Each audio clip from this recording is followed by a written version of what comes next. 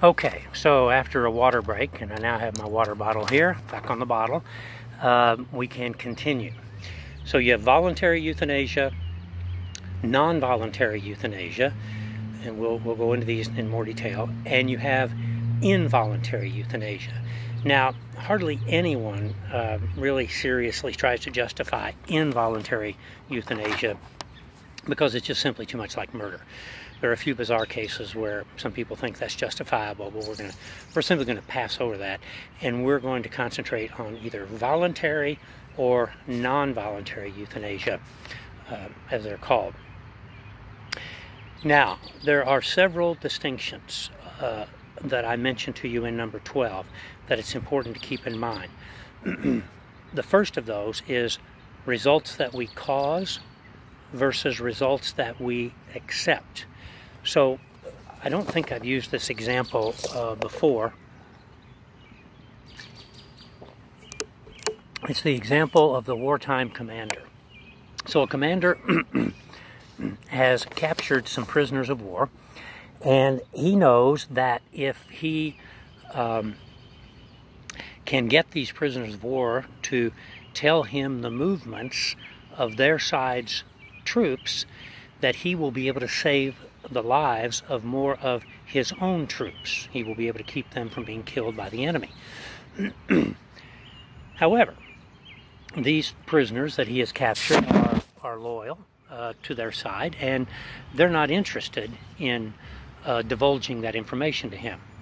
So the wartime commander thinks, well, what if I were to kill one of them? Would that then make enough of an impression on the other prisoners that they would give up that information? Now, whether or not he succeeds or fails is not the question here. If he does not get the information that he needs from the prisoners to know what the enemy is going to do and therefore how to reposition his own troops, then more of his own troops will die. That is what we refer to as a result which the commander accepts. He has to accept it if there's no way to avoid it, no way to get that information. On the other hand, if he decides that it is ethically acceptable to kill one of the prisoners in order to try to get that information from the other ones, that result of killing the prisoner is a result that he is willing to cause.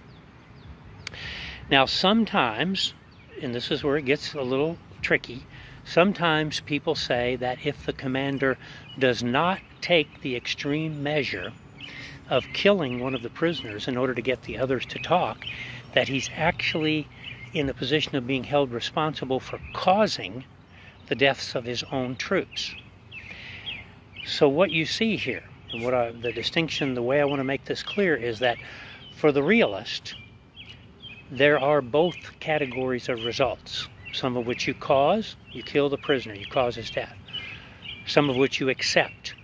You refuse to kill the prisoner because he's no longer a guilty party, he's in your care, custody, and control, but you have to accept then the deaths of your own troops. You can't avoid it. There's no ethical way to avoid those. So the realist position maintains that there are both categories of results. On the other hand, the voluntarist sometimes says that if you don't take certain measures, that you're actually causing a result. So that someone might propose that if the commander does not kill the prisoner to get the information from the others, that he's causing the deaths of his own troops. Keep that distinction in mind as we go forward. Here's another distinction in 12b, acts versus omissions. And here you'll see this example. I'll give you this example. This is an example used by Peter Singer. And by the way, if you want to Google Peter Singer on issues of euthanasia and abortion, it's very interesting, right? So I would encourage you to look that up if you have time. There is a distinction. Everybody makes this distinction. It's what you do with it that matters. Between acts, what you do, or omissions, what you don't do. Right? So Singer uses the example of an old lady in a nursing home. She repeatedly gets infections. She's bedridden. She's senile. She needs to be fed. In other words, it's what we refer to when we use this term. Whether or not this is good or not is another question, but we sometimes use the term the individual has no quality of life. The individual is still alive and has a life, but we oftentimes say the individual has no quality of life. Well, you could say that about a lot of people, actually.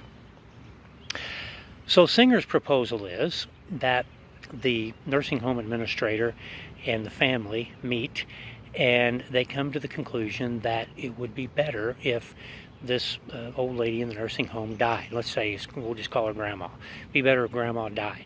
So what the nursing home administrator says is that they follow a policy of treating infections 3 times. And on the 4th time, they leave the infection untreated, and the individual usually dies. So this is what happens to Grandma. She gets infections, whatever, mild pneumonia or whatever, several times, and the 4th time she gets a UTI, and that's what she dies of. Now, Singer is pointing out here what he's correct about, and that is that the intention is for the individual to die. And his point is, if it's okay to do it, if it is, but if it's okay to do it by omitting a treatment, why would it not be okay to do it by taking a specific action? This also is going to come up later on in 31A as the distinction between active and passive euthanasia. So what's happening to the old lady in the nursing home is actually passive euthanasia. Singer's contention, and many people's contention, is that if that's okay, you may or may not agree that it is, but if that's okay, why couldn't you actively euthanize the person as well? All right, so 12C, we also need to distinguish between alienable and inalienable rights. And this distinction relies upon a different sort of idea. We normally think of things like, we say life and liberty are inalienable rights. An example of an alienable right would be something like the privilege of driving a car, right? The privilege of having a driver's license and being able to drive the car we consider to be an alienable right. It's not ours because we're human. It's ours because someone has granted us that privilege. For most voluntarists, all rights are alienable. All rights can be given up. All rights can be surrendered. So the voluntarist pretty much takes the position that rights exist if we want those rights. You can see I've been working on turning myself around here. I'm facing a different direction. The night is fading. It's getting on towards 8 o'clock, so we've got to keep moving. Now, if all rights are alienable, if all rights can be separated from us, that would include the right to life. And that means that we can choose to alienate ourselves or to separate ourselves from the right to live and thus request voluntary euthanasia. Or if someone else is in our care and we think that individual no longer has a life worth living, as in the case of the old lady in the nursing home, we can choose, if we're responsible, the responsible party, we can choose to separate that person from his or her life. So this is another point of distinction between our theories. Are all rights alienable, or are some rights inalienable and some rights alienable? All right. This brings us, of course, to the role of consent. And as we've had many times, seen many times, ethics, morality resides in the will. It's in terms of what we do. In order to do something, we have to consent to do it. So we can't downplay how important consent is. The question is, does it operate as it does in Kant and others, in that our consent creates the ethical good? That is another issue in euthanasia. And those who favor the wider availability of euthanasia are going to usually take the position that if someone requests it, it's good because they request it. All right. Consent brings us to suffering. And here I'm just simply going to mention that I know some of you have read or have been exposed to the book by Viktor Frankl, Man's Search for Meaning. If you remember, I told you to hold on to that book, reread it every 5 years. If you've never heard of Viktor Frankl's Man's Search for Meaning, then at least go to YouTube and type in Viktor Frankl, F-R-A-N-K-L, and think about what he has to say with regard to suffering, because the question of euthanasia usually comes up in the context of someone experiencing suffering. Is suffering bad? Always? Or can it sometimes be turned, as Frankl says, into a triumph? Now, one of the major questions that we find here is the distinction between, if there is a distinction between, a human being and a person. And Peter Singer and others propose that some human beings are not persons. In order to be a person, an individual has to be rational, self-conscious, and autonomous. If they do not exhibit those characteristics, while they still remain biologically a human being, they're not who we would refer to as a person. That is a voluntarist distinction. The classical realist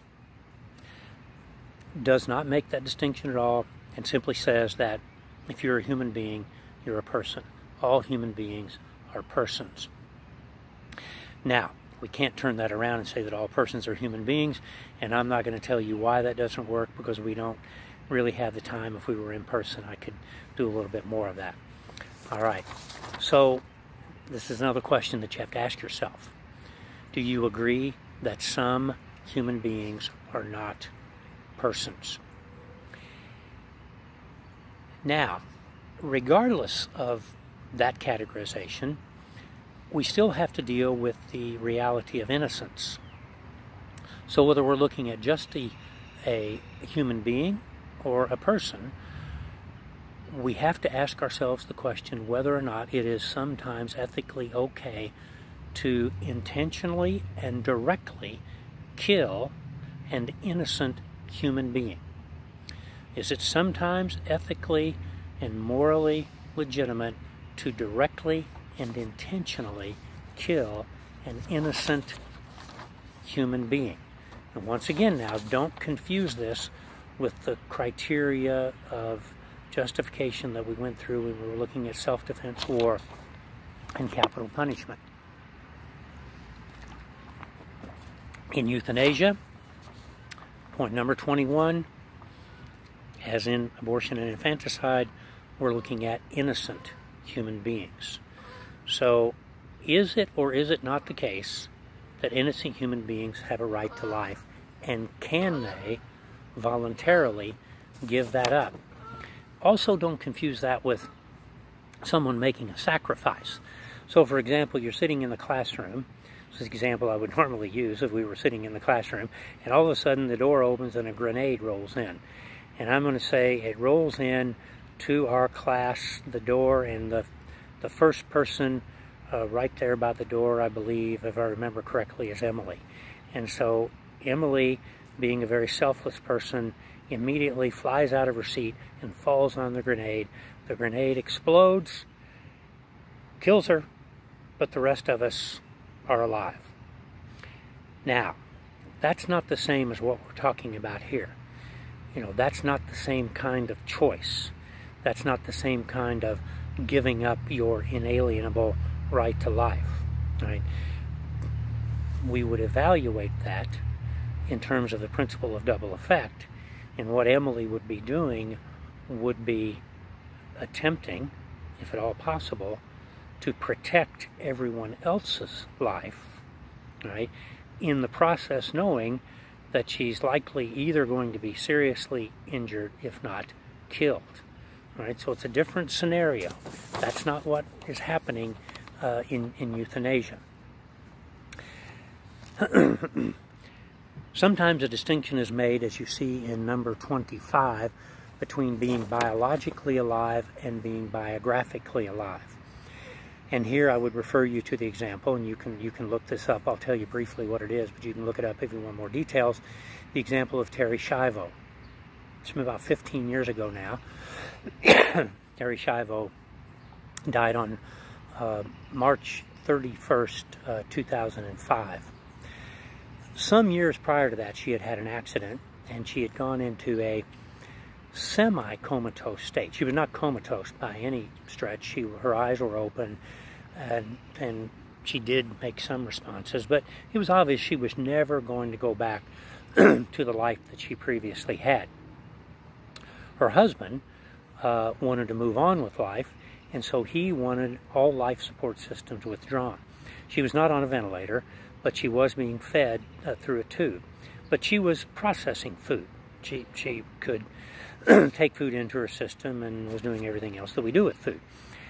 But he wanted that food and water, the nutrition and hydration, removed. Her mom and dad and brothers and sisters did not, and they just simply asked the husband, just give her to us. We'll take care of her for as long as she lived. Well, for whatever reason, he refused. And this went up and down through the courts, and everybody was involved and so forth. But it finally came down that he was legally permitted to remove the food and water, and she died of starvation about 15 years ago. Now, that is an example of non-voluntary euthanasia. His contention was, as somebody like Peter Singer would put it, that while she was biologically alive, she was alive as a human organism, she was not biographically alive. She was no longer able to express her autonomy. She was no longer self-conscious. She was no longer rational. She was really no longer able to experience her identity as a human being. So the question is raised, is that important? Right? For the voluntarist, it's crucial. For the non-voluntarist, the realist, it's also crucial. But they come to two very different conclusions. Now then, let's move on down to 31 and see what other distinctions here. So we've talked about active and passive euthanasia, which is basically the distinction of killing and letting die, which is illustrated by the example of the old lady in the nursing home. Ordinary versus extraordinary care. As you recall, when we looked at self-defense, one of the things that I pointed out to you is that we are supposed to use all ordinary means of preserving our lives, but we're not necessarily required to use all extraordinary means of preserving our lives. So that does not mean, go back to the example of Terry Schiavo, for example, where food and hydration were removed, that does not mean that every instance of removing food and hydration is passive euthanasia. It could be the case that the individual from whom nutrition and hydration is removed are no longer able to benefit by food or water. So it is a useless and we would say futile treatment. In that case, it would be, in the realist viewpoint, legitimate to remove that care because it would be considered to be extraordinary care. That distinction between ordinary and extraordinary care can take us deeply into details, especially with regard to medical ethics. And it's very interesting.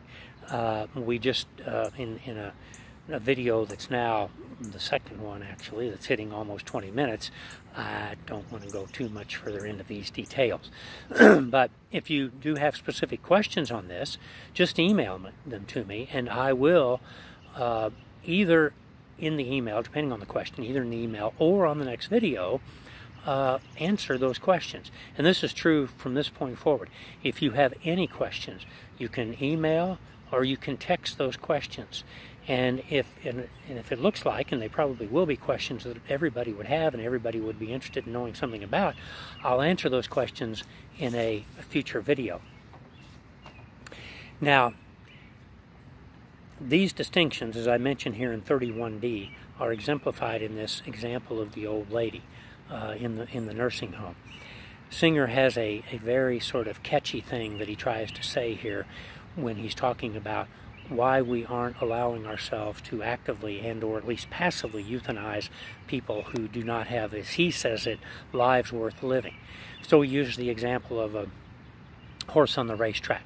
It goes down, it's injured. Obviously the injury itself may not be fatal, but the horse would have to go through too much suffering, an inordinate amount of suffering, in order for there to be any kind of recovery. So the horse is usually euthanized right there on the track. So if you may have seen it, a tent comes out, surrounds the horse, and the horse is put to sleep right on the track.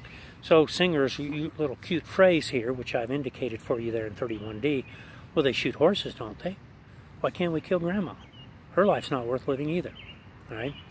So is this whole question of euthanasia a slippery slope argument? In other words, some would say if we start allowing these possibilities, if we start allowing for certain decisions to be made about certain individuals' lives, that we will progress down a sort of a slippery slope until life becomes even more precarious for those who are in vulnerable positions.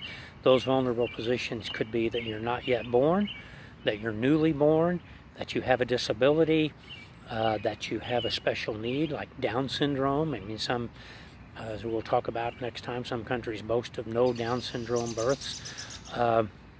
Or you've just reached close to the end of your life and you're entered into serious senile dementia and you no longer know anybody, and people then say, so what good is that person's life? I want you to notice in your book, on page 256, Rachel's gives what he considers to be a good utilitarian argument. Now keep in mind this article is in favor of euthanasia. There really isn't an article against euthanasia. The other article that is in this section is a totally different kind of thing, the survival lottery, and you don't have to read that unless you want to. But on page 256, Rachel's presents what he thinks is a sound utilitarian argument for euthanasia. Look at sentence number 2. An active euthanasia promotes the best interests of everyone concerned and violates no one's rights. That last phrase, that it violates no one's rights, depends upon a viewpoint of rights which is based on our desires. Right? So rights, if they're based merely on our desires, they can never be violated because they're all alienable. Right? We can give any of them up. So if we want to give up our right to life, we can. So you have to look at that second premise in his argument very critically and see whether or not it fits with your own understanding and your own judgments. This article should actually be read very thoroughly because it's very short, very easy to read, and gives you a good impression of the pro-euthanasia argument, the pro-utilitarian argument in favor of euthanasia. So read that argument, look at those questions, look at the notes very thoroughly, and email me or text me any questions which you have about euthanasia. If I can think of any loose ends we need to wrap up, we will do so. If not, next time we will move on to abortion.